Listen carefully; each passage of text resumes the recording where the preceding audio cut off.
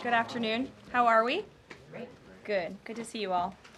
I want to start today by addressing the U.S. Army soldiers who went missing while conducting a mission to repair and tow an immobilized tactical vehicle in Lithuania in the early hours of March 25th. Tragically, 3 soldiers were found deceased in Lithuania yesterday, and it pains me to confirm that today the 4th soldier was also found deceased. The President, the Secretary of Defense, and the entire White House are praying for the victims' friends and family during this unimaginable time.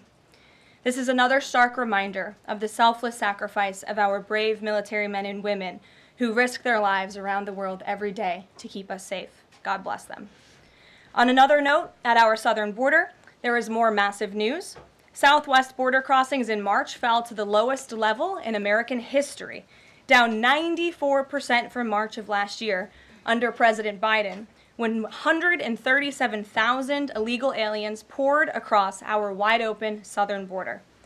Thanks to President Trump's leadership, Border Patrol agents are now back to doing the jobs they signed up for, securing the border, rather than serving as travel agents for illegal aliens. The Los Angeles Times captured the Trump effect on the border with a recent article. Their headline read, "California-Mexico border, once overwhelmed, is now nearly empty." With so few migrants coming into the U.S., they wrote, "Shelters that once served migrants have completely closed." Deportations of illegal aliens who threaten the safety of the American people are also continuing at a rapid pace. Over the weekend, the United States military transferred a group of 17 violent criminals from the Tren de Aragua and MS-13 terrorist organizations to El Salvador. And an illegal alien who was released by the Biden administration into our country was just arrested in Georgia and charged with the horrific killing of Camelia Williams, a mother of 5 and grandmother. The suspect has now been indicted on charges of malice murder, felony murder, aggravated assault, rape, aggravated sexual battery, and necrophilia, which, for those who don't know, necrophilia is a sexual obsession with a corpse. This suspect was ordered to be removed in July 2023, but the Biden administration allowed him to stay. This case represents the ruthless murderers, rapists, and pedophiles who Joe Biden and Democrats let into our country over the past 4 years through our southern border. They should have never been here in the first place.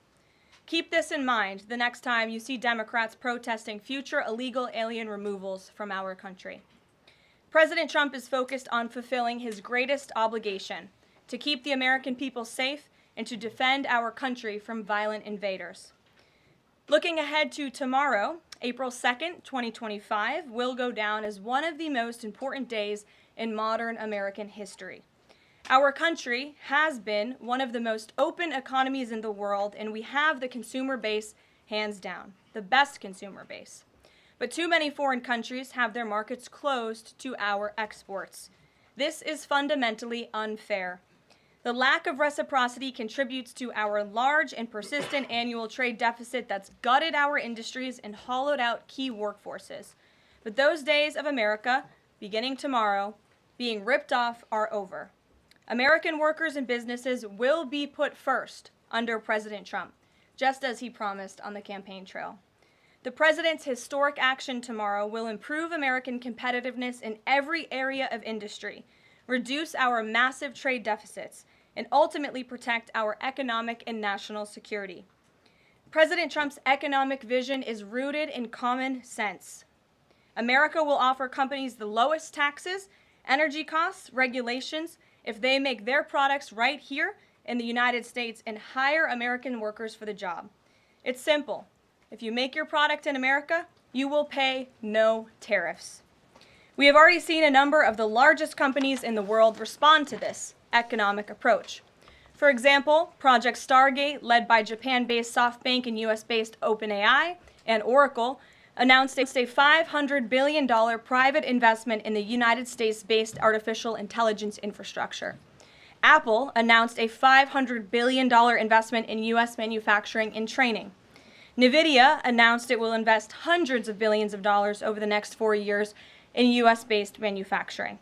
And the Taiwan semiconductor manufacturing company TSMC announced a $100 billion investment in U.S.-based chips and manufacturing. These are just a few of the investment announcements that have already been made, and it is clear that President Trump's America First approach is already working. In our new media seat today is Mark Halperin, the co-founder and editor-in-chief of Two Way, a new live video platform that builds communities around interactive conversations with leaders and content creators from every subject area. Mark and his colleagues welcome all voices into discussions that are spirited but respectful. They have over 37.5 million video views, over 3.6 million watch time hours since the platform began just last year. This is new media in its truest sense, allowing the people to ask questions, make comments, and be an active part of engagement on the most important issues facing the country and our world. With that, Mark, please kick us off and welcome to the briefing room. Thank you, Caroline. Appreciate it. I'll ask you a question about tariffs and then one from one members of our community about education. It's perceived by some that companies or countries, if they change their policies either before tomorrow or after tomorrow, can have the president alter what he's planning for that country or that sector. Is that a possibility? And if so, what factors the president consider in making those changes? Well, the ultimate change for these companies and these countries, Mark, will happen when they decide to do business in the United States of America. And as I just laid out, they will face no tariffs at all if these companies choose to invest here in the United States and to move their production and their manufacturing here to the United States as well. As for tomorrow, the president will be addressing the decades of unfair trade practices that have ripped our country off and American workers off. It has hollowed out our middle class. It has destroyed our heartland, and the president is focused on reshifting our global economy to ensure that America is once again the manufacturing superpower of the world. So if they do something today or later in the week that's a pledge for future activity, would that be good enough potentially to alter the policy? Again, the president has been looking at the very unfair trade practices of the past. Certainly, the president is always up to take a phone call, always up for a good negotiation, but he is very much focused on fixing the wrongs of the past and ensuring that American workers have a fair shake. So if someone calls after tomorrow and says, hey, I'm ready to make a change, he'd be open to that? The president is always open to taking calls. Okay. A question from one of our community members. Katie Reeves is a school teacher in Wisconsin. She's taught K-8 in public, independent, private, and private schools. And here's what she wanted me to ask you. She says, I see the elimination of the Department of Education as an excellent first step in the improvement of our school system. Do you see any further role the federal government can take beyond this, possibly in promoting the expansion of voucher programs or reducing the influence that teachers' unions hold over our schools? Mm-hmm. Well, first of all, I want to thank Katie for her service to our country and our nation's children. Being a teacher is the most noble profession that we believe one can have. And the president said in his remarks when he signed the executive order to dismantle the Department of Education that he loves our teachers. And in part, this order is to empower our teachers to have greater decision making in the classroom. Nobody knows our nation's children and our students better than our teachers who are with them every single day. As for the federal government's role, to get to the heart of Katie's question, the president has made it clear to Linda McMahon that we need to find other places within our federal government for critical programs regarding education. Pell Grants, Title IX, lawsuits, etc., civil rights lawsuits, all of that are critical functions, special needs programs, nutrition programs, but there are other places throughout the federal bureaucracy where those things can happen and work. The Department of Education has been a very bloated bureaucracy. We spent trillions of dollars on this department, and for what? Our children are worse off as far as education goes today than they were when this department originated, and that's very concerning to the president. So, the two issues she cited, are those priorities for the president? School education choice, vouchers, and diminishing the role of teachers' unions. My president is very supportive of both of those things, particularly when it comes to school choice. He has said that school choice is the civil rights issue of our time, and he wants every child, regardless of zip code, socioeconomic status, how much money their parents have, to be able to go to the school of their choosing that best suits their educational needs. And he is going to empower state and local leaders to make those decisions on behalf of our nation's children. Thanks for being here, Mark. Jeff. Just changing subjects for 1 second. The administration has expressed a complete confidence in how all the deportation flights to El Salvador were conducted. But now that the administration has conceded that there was an error of one Salvadoran national, will there be any reviews conducted? And does the president express any thoughts on the one error that was disclosed in last night? Well, first of all, the error that you are referring to was a clerical error. It was an administrative error. The administration maintains the position that this individual who was deported to El Salvador and will not be returning to our country was a member of the brutal and vicious MS-13 gang. That is fact number one. Fact number two, we also have credible intelligence proving that this individual was involved in human trafficking. And fact number three, this individual was a member, actually a leader of the brutal MS-13 gang, which this president has designated as a foreign terrorist organization. Fact number four is that foreign terrorists do not have legal protections in the United States of America anymore. And it is within the president's executive authority and power to deport these heinous individuals from American communities. It is a promise he campaigned on. It is a promise he is keeping. And every single person in this room should be grateful for that, considering especially MS-13 is very prevalent and prominent here in the District of Columbia, in Maryland, and in Virginia. And the president, the attorney general, everyone who has been involved in these operations is focused on eradicating these criminals and terrorists from our communities. The vice president said he was a convicted member of MS-13. What evidence is there to back that up?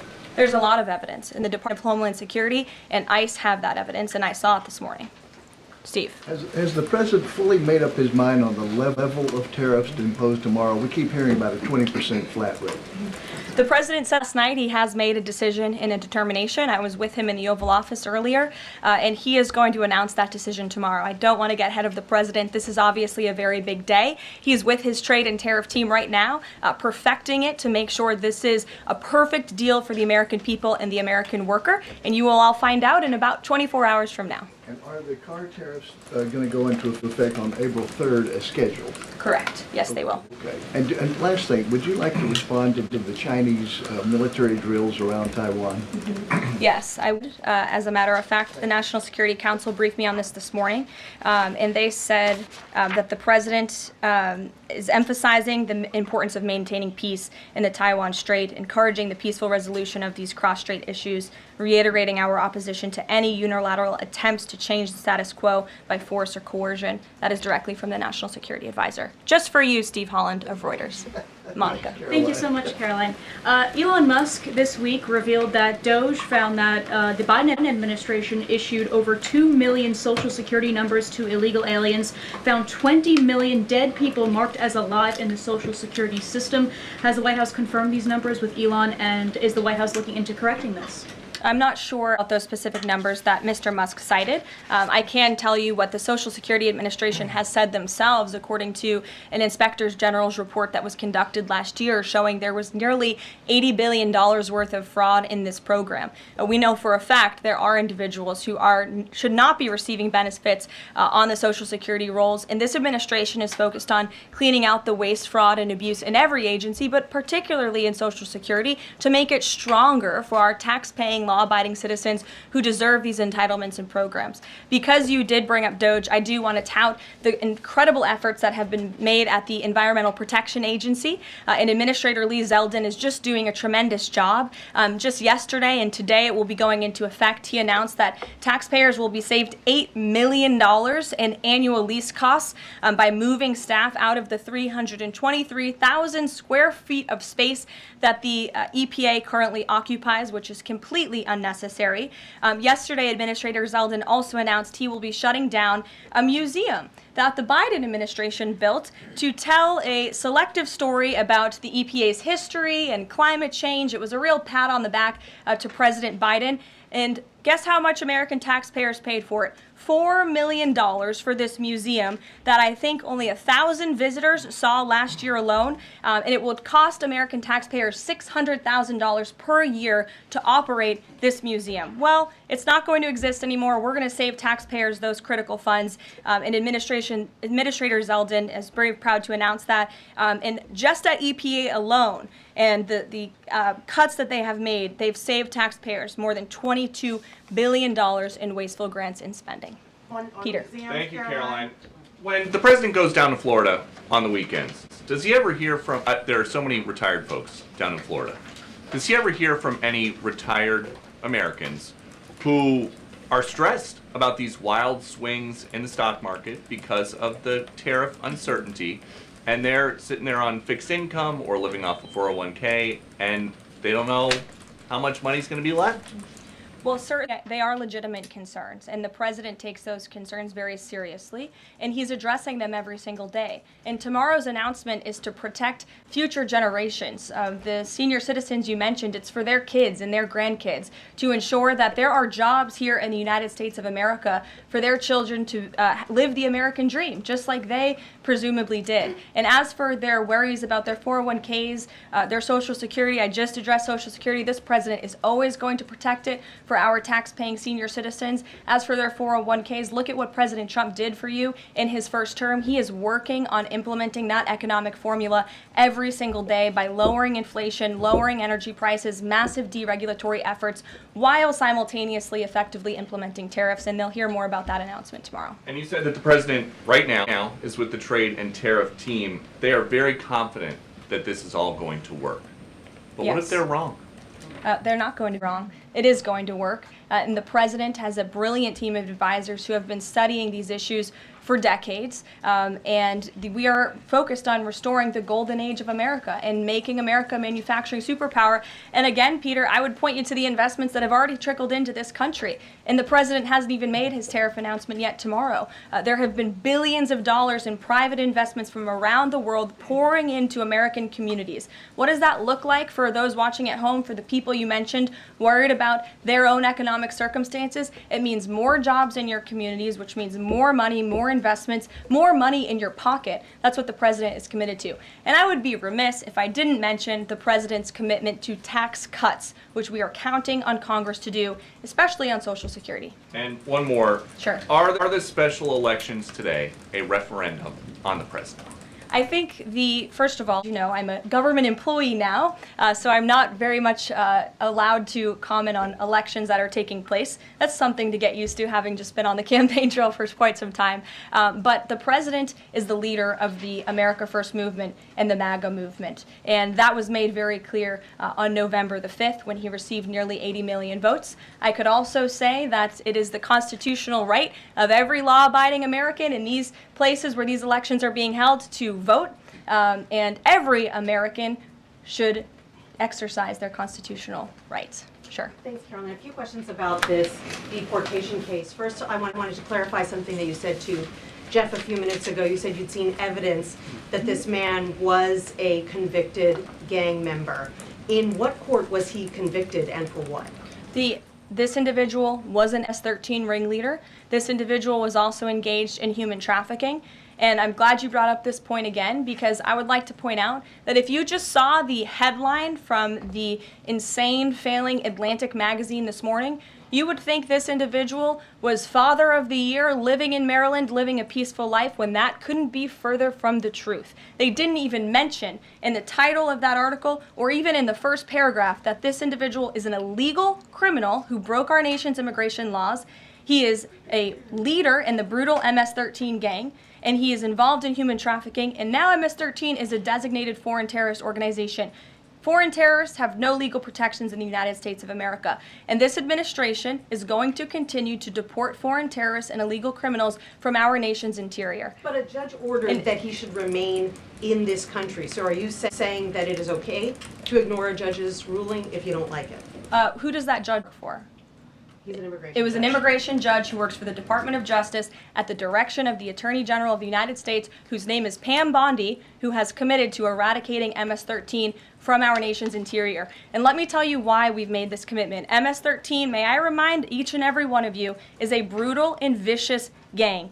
They raped and strangled a 20-year-old autistic woman to death in Maryland. They hacked 4 people to death with machetes in a park on Long Island. They have kidnapped, sexually tortured, and shot a teenage girl in Texas after she insulted them, allegedly. Killed and mutilated a 17-year-old girl in Virginia, stabbing him 16 times and cutting off his hands. They beheaded and cut out the heart of a man in Washington, D.C., They raped and murdered a 13-year-old girl in California. They sex trafficked a slew of young girls, including one who was just 12 years old. Raped an 11-year-old girl in Brooklyn while her brother was in the room. Sex trafficked a 13-year-old in Maryland and Virginia, miles away from this White House, even beating her 26 times on her backside with a baseball bat. Pressured homeless New Yorkers to undergo unnecessary surgeries such as spinal fusion in order to bolster their fraudulent lawsuits. These are vicious criminals. This is a vicious gang. And I wish that the media would spend just a second of the same time you have spent trying to litigate each and every individual of this gang who has been deported from our country as the innocent Americans whose lives have been lost at the hands of these brutal criminals. We maintain our position, and very strongly so. Jennifer. One more on the tariffs. Can you say what the latest thinking is on the start date? I know you were just in the Oval. Are they all going to take effect this week on the reciprocal tariffs? And whenever they start, is that enough time for companies and everyone involved to adjust to that start date? My understanding is that the tariff announcement will come tomorrow. They will be effective immediately. And the president has been teasing this for quite some time, as you know. He's talked a lot about April 2nd as Liberation Day in America. It would be taking place today if not for April Fool's Day. But tomorrow will be the day, and he's been talking about it for a while. And as a result, you've seen these companies make commitments to investing right here in the United States. Jasmine. Thank you so much. I wonder, back on tariffs, what, if any, market indicators is the White House looking for to see if this tariffs plan is successful down the line? Well, look, the president has been asked and answered this question about the stock market and whether he's watching it. And I've said, and he has said, the market is a snapshot in time. Yesterday, Dow futures were up. And there's been a lot of talk about the market, and it was up yesterday. So, look, the president wants to ensure that all Americans make out well, particularly Main Street. That's the focus of these tariffs. But as I've said repeatedly, just like they were in his first term, Wall Street will be just fine. Shelby. Thanks. A bipartisan pair of senators sent a letter to the president today arguing that the recent strikes in Yemen are emboldening the Houthis and saying that Congress has not authorized war against them. Is the administration planning to consult with Congress at some point or going forward regarding the strikes, and any response on the letter? Well, I would absolutely reject Congress's claims. Who made those claims in Congress? Senator Jeff Merkley and Rand Paul. Okay, well, I would absolutely reject those claims. These Houthi strikes have been incredibly successful. Last time I was at this podium, there were more than 100 successful strikes.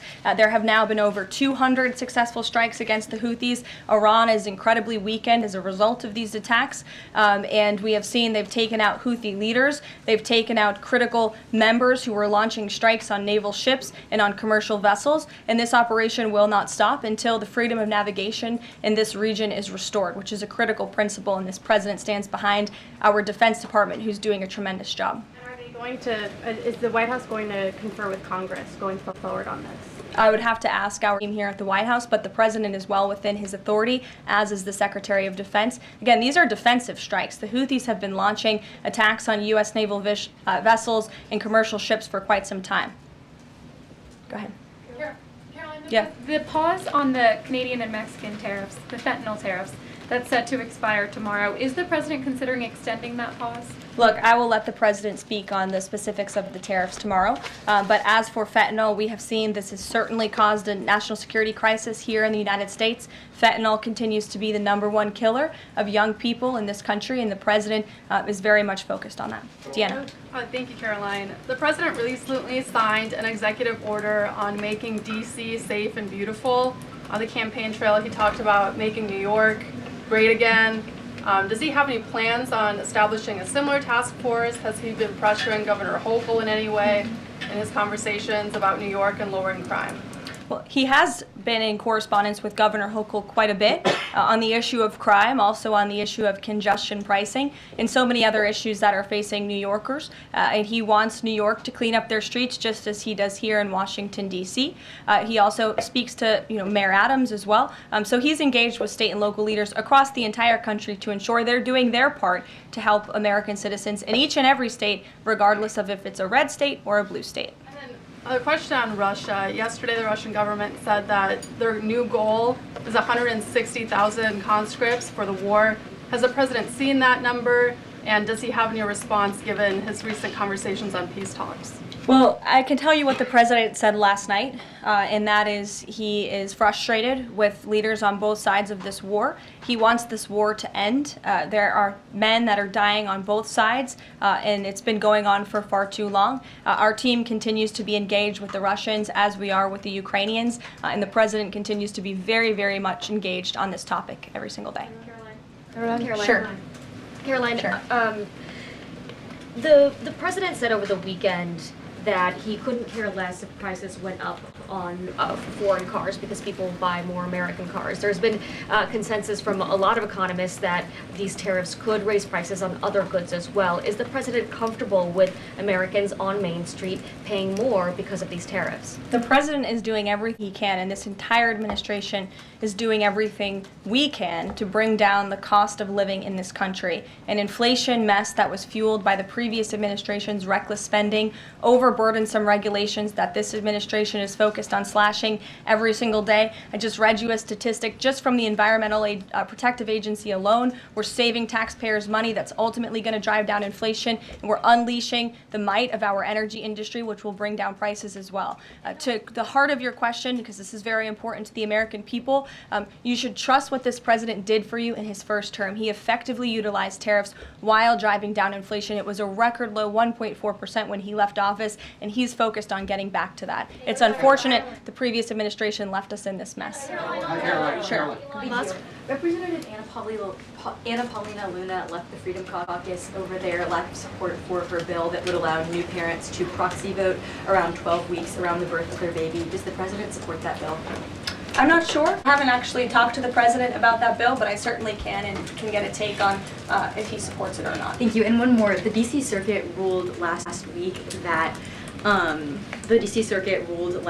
the president can fire holdover Biden appointees of independent agencies. Will this ruling empower President Trump to dismiss more federal employees?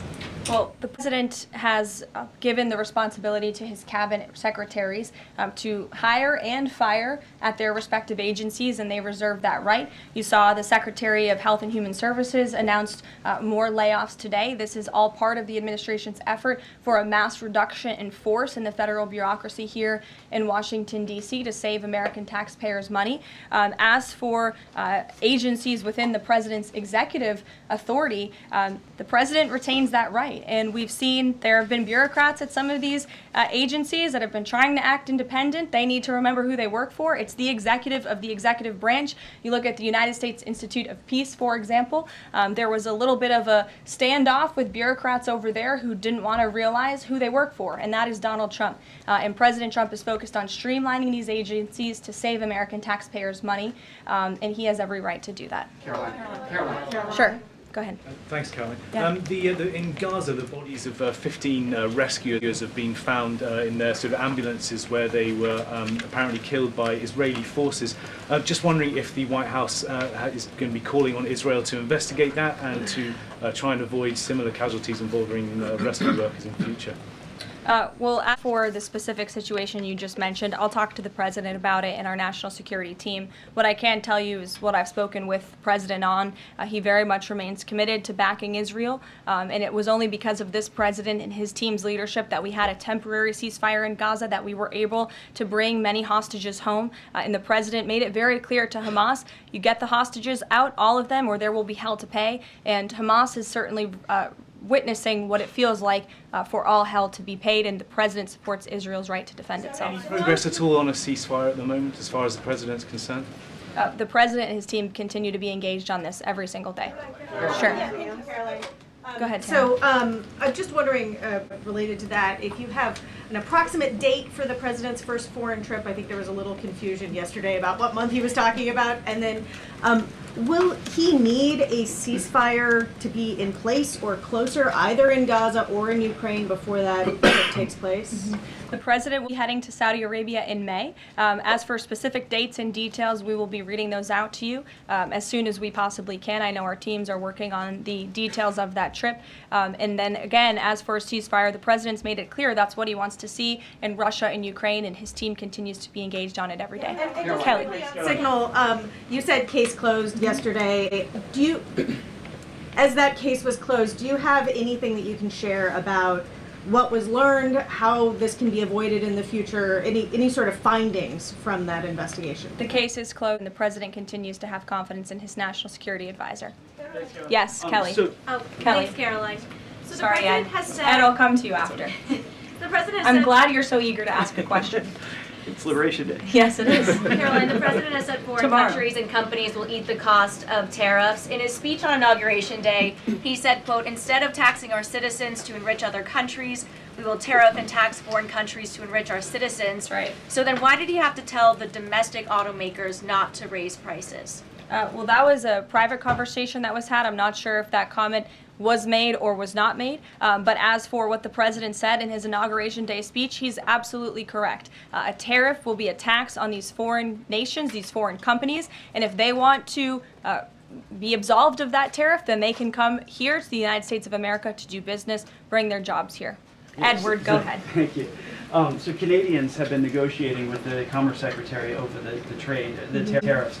How many companies are mutually talking with the U.S. or countries are mutually talking with the U.S. to lower tariffs? I don't have a specific number, but I can tell you there have been quite a few countries that have called the president and have called his team in discussion about these tariffs. But again, there's one country the president cares most about, and it's the United States of America, and doing what's best for the people who elected him to this office to restore their jobs, their wealth, and their prosperity. I'm looking at the clock. I have a hard out today.